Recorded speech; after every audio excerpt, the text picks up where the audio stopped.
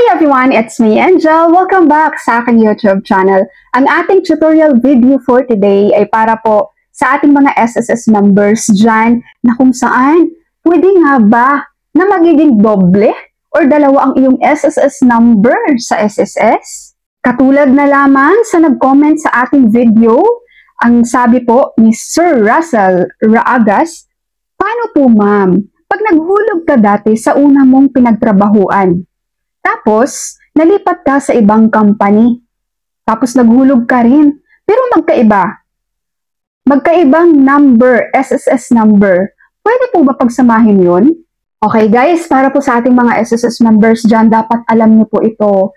Ang ating pong SSS number ay isa lang po yan.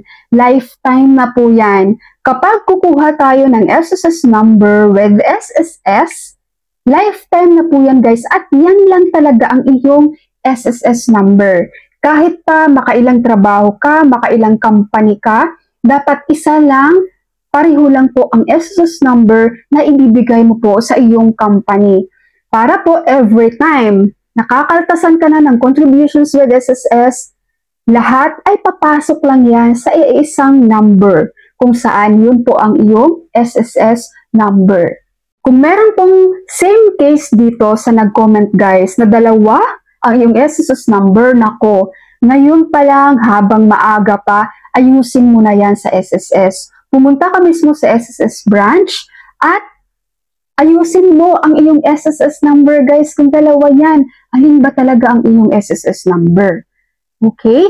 Kasi kapag magbibigay ka guys sa iyong company, di ba ang SSS number kung wala ka pang SSS unit ID, yung iwan mo, SSS iwan form na kung saan nandun yung iyong SSS number at doon lang po yan pwedeng ihulog ni company guys ang iyong SSS contributions.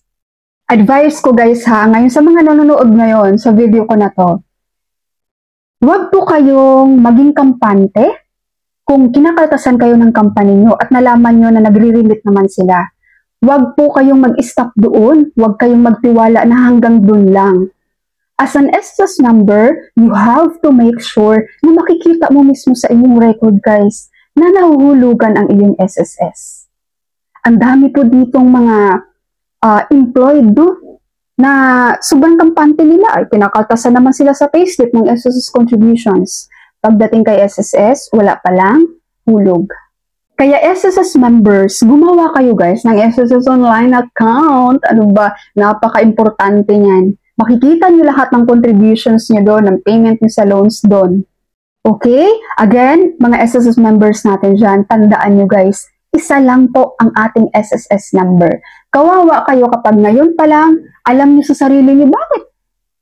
Nung sa first company ko, ito yung SSS number ko. Sa second company ko, iba naman ang SSS number ko. Kawawa kayo guys kapag ibaliwala nyo yan. Dahil magkakaproblema kayo niyan kapag mag-apply na kayo ng iyong retirement claim kay SSS. Kaya ngayon pa lang habang maaga pa, ayusin nyo na yan. Isa lang ang SSS number natin. Right, SSS members? Kung may same case kayo dito, nako, ayusin nyo na po yan. So yun lang po ang aking video for today. Marami pong salamat sa inyong panunood and God bless you all.